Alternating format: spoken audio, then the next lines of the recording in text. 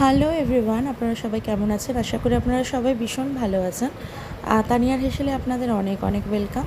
আজকে বানাবো ফুচকা পোলাও আর চিকেন সুন্দরী। দেখুন পোলাওটা কতটা ঝরঝরে হয়েছে। তাহলে পোলাওয়ের রেসিপিটা শুরু করা যাক। সবার আগে আমি পাত্র নিয়ে নিয়েছি, ওর মধ্যে নিয়ে নিয়েছি হোয়াইট অয়েল। তার মধ্যে পেঁয়াজটাকে স্লাইস করে যেটা কেটে রেখেছিলাম সেটা ওর মধ্যে দিয়ে ভালো করে বেরেস্তা বানিয়ে নেবো, ভেজে নিচ্ছি। বেরেস্তাটা বানানোর সময় দেখে নেবেন এরকম হালকা গোল্ডেন কালার আসলেই তুলে নেবেন, নাহলে পুড়ে গেলে কিন্তু ওটা তেতো লাগবে। এবার ওই তেলের মধ্যেই দিয়ে দেবো আমি গোটা জিরে। জিরেটা দেওয়ার পরে পরিমাণ মতো জল দিয়ে দেবো, মানে আপনাদের চাল অনুযায়ী আপনারা জলটা দেবেন। আর জলটা দেওয়ার পরে আমি ওর মধ্যে নুন দিয়ে দিয়েছিলাম। জলটা ফুটে উঠলে আমি ভিজিয়ে রাখা চালটা দিয়ে দেবো। চালটা আমি ভিজিয়ে রেখেছিলাম এখানে 15 থেকে 20 মিনিট মতো, যাতে চালটা তাড়াতাড়ি সিদ্ধ হয়ে যায় আর লম্বা লম্বা হয়। যাতে এই যে দেখুন জলটা মোটামুটি ফুটে বসে গেছে, আর 60% মতো 70% মতো পোলাওটা সিদ্ধ হয়ে গেছে।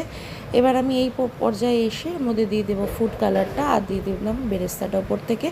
আর কিছুই না, 5 মিনিট দমে রাখলেই রেডি হয়ে যাবে ঝরঝরে পোলাও। তার সাথে খাওয়ার জন্য বানিয়েছিলাম চিকেন সুন্দরী। চিকেন সুন্দরীটা ভীষণই টেস্টি হয় খেতে, আপনারা অবশ্যই ট্রাই করবেন। তার জন্য চিকেনটাকে সবার আগে ম্যারিনেশন করে নিয়েছিলাম। টক দই, আদা রসুন বাটা, হলুদ, জিরে, লঙ্কা, ধনে সমস্ত মশলাগুলো দিয়ে আর ওর মধ্যে নুন দিয়ে পরিমাণ মতো ম্যারিনেশন করে রেখে দিয়েছিলাম। এবার কড়াই নিয়ে তার মধ্যে তেল দিয়ে এবার তার মধ্যে পেঁয়াজটা দিয়ে আদা রসুন বাটা, টমেটো বাটা সমস্তটা দিয়ে ভেজে নিয়ে এবার বেসিক মশলা যেগুলো আমি হলুদ, লঙ্কা, জিরে, ধনে সমস্ত দিয়ে নুন দিয়ে ওটাকে ভালো করে কষে ম্যারিনেটেড চিকেনটা দিয়ে দিলেই, জল দিয়েই ফুটে উঠলে রেডি আমাদের চিকেন সুন্দরী। পোলাওয়ের সাথে এটা খুব সুন্দর যায়, অবশ্যই ট্রাই করে জানাবেন কেমন।